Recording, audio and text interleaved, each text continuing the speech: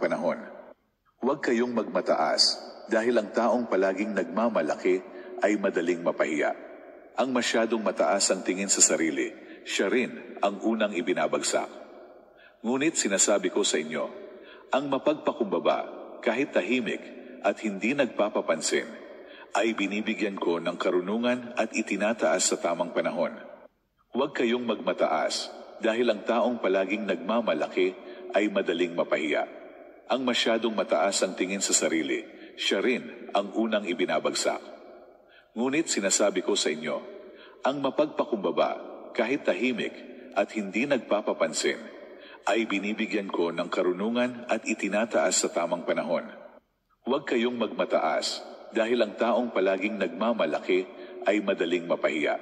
Ang masyadong mataas ang tingin sa sarili, siya rin ang unang ibinabagsak. Ngunit sinasabi ko sa inyo, ang mapagpakumbaba kahit tahimik at hindi nagpapapansin ay binibigyan ko ng karunungan at itinataas sa tamang panahon.